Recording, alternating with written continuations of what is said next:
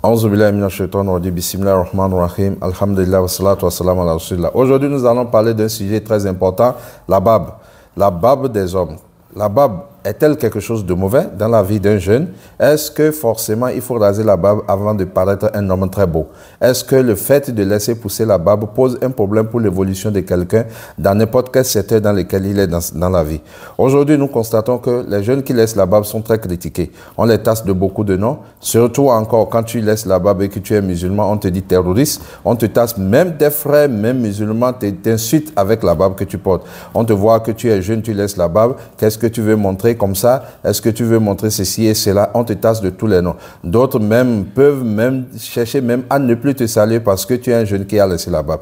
La barbe pose-t-elle de problèmes dans la vie de quelqu'un? Et si cela devait être un problème, pourquoi Allah subhanahu wa ta'ala qui nous a créés, nous a créé nous les hommes et que naturellement les barbes poussent? Mes chers frères, allons-y maintenant dans les propos du prophète Muhammad sallallahu alayhi wa sallam, dans un hadith authentique où le prophète sallallahu alayhi wa sallam dit ceci, clair, c'est une ordonnance. Le prophète nous recommande, il nous dit ceci, laissez pousser les barbes. Le prophète a dit, laissez pousser les barbes et diminuer les moustaches. Donc, mes chers frères, vous qui êtes en train de me suivre, quand vous laissez pousser les barbes, la première intention, c'est de respecter les ordres du prophète Muhammad sallallahu alayhi wa sallam. Et celui qui respecte, celui qui pratique la sunna du prophète Muhammad sallallahu alayhi wa sallam, la personne a déjà quoi? A déjà des récompenses. Et quand vous regardez tous les savants, tous les compagnons du prophète Muhammad sallallahu alayhi wa sallam, quand vous regardez dans l'histoire, et tous ils ont laissé la barbe. Quand vous regardez, et tous ils ont laissé les barbes. Quand vous regardez ceux qui sont venus après les compagnons, et tous ils ont laissé les barbes. Vous regardez les imams des quatre écoles, et tous ils ont laissé les barbes.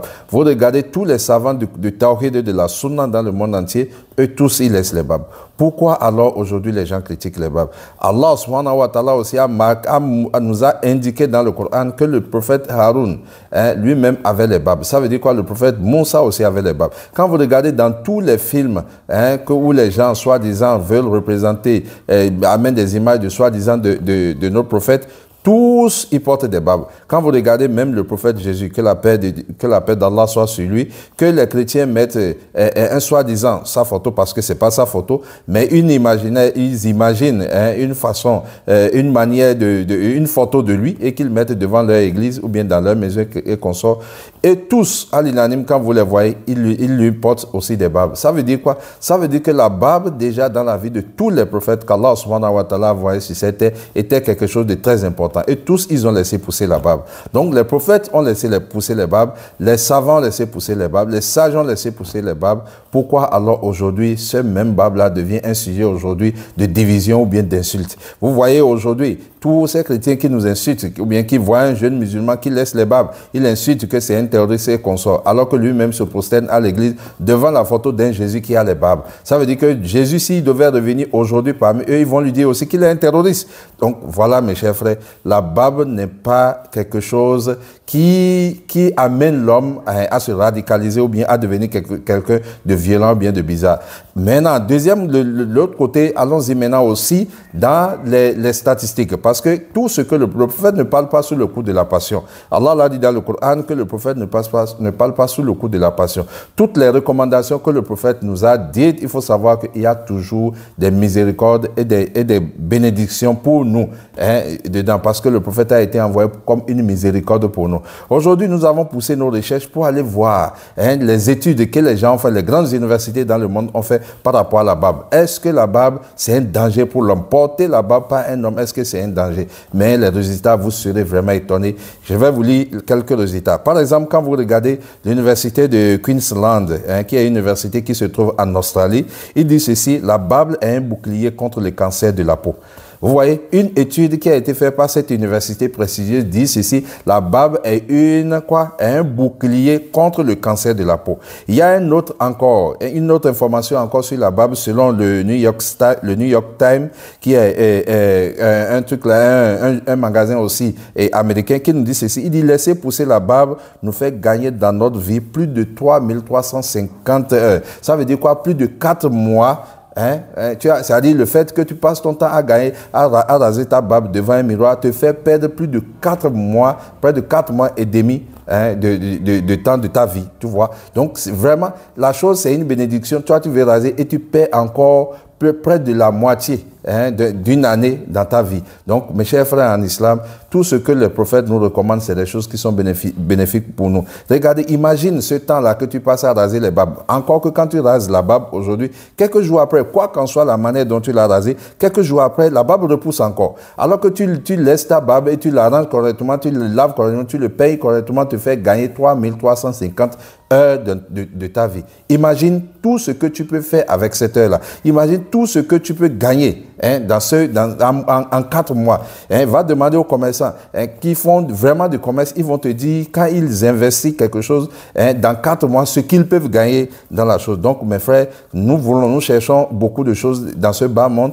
et nous passons notre temps encore à désobéir et quand nous désobéissons aux instructions du prophète Muhammad sallallahu alayhi wa sallam, ça nous fait encore perdre hein, une partie de nos vies. Vous regardez encore la même université de Queensland qui est en Australie, dit ceci, il dit la barbe rend l'homme plus beau. Donc vous qui parlez de la beauté, voilà une université prestigieuse qui vous montre, selon une étude qu'il a fait sur plus de 8000 femmes, hein, sur plus de 8000 femmes, il est ressorti après ces études, on leur a posé la question par rapport à la beauté de l'homme, les signes, ce qui donne la beauté à l'homme. Et plus de 8000 femmes ont attesté, prouvé que l'homme qui porte la barbe, surtout si la barbe est encore fournie, c'est-à-dire c'est une barbe qui est vraiment bien fournie, et elles disent ceci, un homme qui a la barbe fournie est plus facile, c'est-à-dire est plus facilement considéré comme un partenaire sérieux. Ça veut dire que la barbe est signe de quoi? Est signe de confiance. Un homme qui a la barbe fournie, la majorité des études ont montré que la plupart des hommes qui ont la barbe fournie,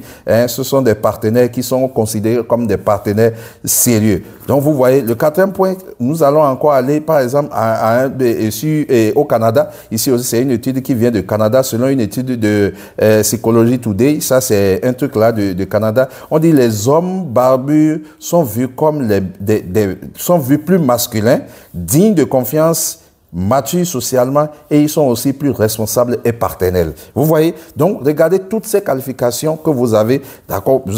On vous considère comme un homme très responsable. On peut vous confier beaucoup de choses. On vous considère comme quelqu'un qui est mature socialement. Beaucoup de personnes veulent de vos conseils, ainsi de suite, ainsi de suite. Juste parce que tu as laissé la barbe, tu as respecté la sunna du prophète Muhammad sallallahu alayhi wa sallam. Regarde tout ce qui te gagne. Et vous voyez encore, on dit la barbe vous protège contre le froid. Hein? Voilà encore un monsieur qui est un dermatologue qui s'appelle Anthony Rossi, qui dit ceci, qui a été interviewé par le Wall Street Journal, qui dit ceci, il dit la barbe sont des échappes naturelles pendant l'hiver. Hein, ce monsieur qui est un dermatologue dit la barbe c'est une échappe naturelle contre l'hiver. Vous voyez encore le magazine qu'on appelle aussi Metro, le magazine Metro de New Zealand qui nous dit ceci selon une étude que lui-même il a faite. Il dit ceci, il dit porter une barbe protège la peau contre des agressions extérieures et ralentit le processus de vieillissement cutané en bloquant les UV. Donc, vous voyez, tout ça sont des récompenses que vous gagnez quand vous respectez la sunna du prophète Muhammad sallallahu alayhi wa sallam. Mes chers frères, vous qui me suivez, vous les hommes, laissez pousser vos barbes. Vous les femmes qui ne veulent pas, vous qui demandez à vos maris de raser les barbes parce que c'est vilain et qu'on sort, craignez Allah subhanahu wa ta'ala. Sachez que celui qui facilite, comment on appelle la pratique d'une sunna du prophète Muhammad sallallahu alayhi wa sallam a toujours de récompenses sur celui qui pratique et au fur et à mesure que les gens pratiquent ces sunnas-là, les récompenses lui reviennent. Donc celui qui aussi interdit une sunna